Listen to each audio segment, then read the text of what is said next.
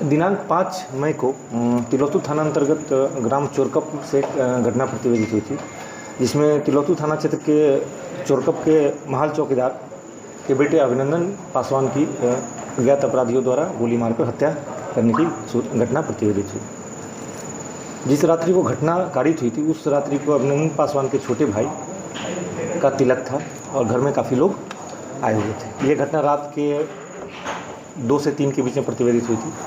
उसके बाद घटना की गंभीरता को देखते हुए मेरे द्वारा भी तत्काल ही घटनास्थल का निरीक्षण किया गया था एवं एएसपी डिहरी के नेतृत्व में टीम भी गठित की गई थी ताकि इस घटना का उद्भेदन तुरंत किया जा सके, क्योंकि यह घटना एक चौकीदार के बेटे की हत्या से संबंधित था और जिस माहौल में हुआ था उससे काफ़ी संवेदनशील हो गया था कि किसी घर में शादी थी, उसी दिन उसके बेटे की हत्या कर देगी। घटना के बारे में जब पूछताछ किया गया परिजनों से, तो परिजनों द्वारा जो बातें बताई गई उसमें काफ़ी विरोधाभास था। घटना के समय जो मृतक था उसका घर पूरा सजा हुआ था, घर में काफ़ी लोग आए हुए थे और वो दरवाजे पे एक बेड पे अपने भाई के चचेरे भाई के साथ सो रहा था। इसी दौरान उसकी गोली मारकर हत्या की गई थी।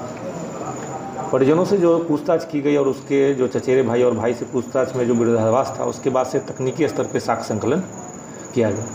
तकनीकी साक्ष्य संकलन में चीज़ स्पष्ट हुआ कि एक उसी गांव का लड़का निखिल कुमार पेशर स्वर्गीय नागेंद्र सिंह, जो चोरकप का ही रहने वाला है, जिसका पहले से भी आपराधिक इतिहास है, उसकी गतिविधि घटना की रात्रि को संदिग्ध पाएगी।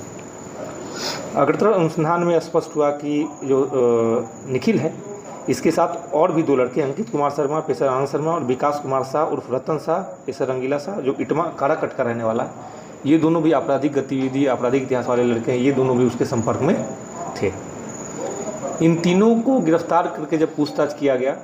तब जाकर यह पूरे मामले का उद्भेदन हो पाया। घटना का कारण ये था कि जो अभिनंदन पासवान है, उसका छोटा भाई अभिमन्यु पासवान और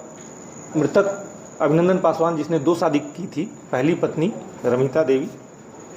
देवी उसके द्वारा और मृतक का सगा छोटा भाई जिसका उस दिन तिलक था,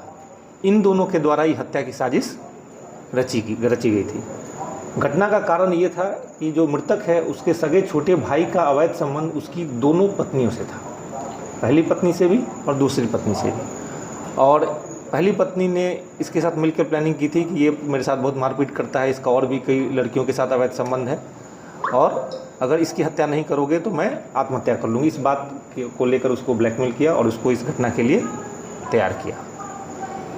इसके अलावा ये जो शादी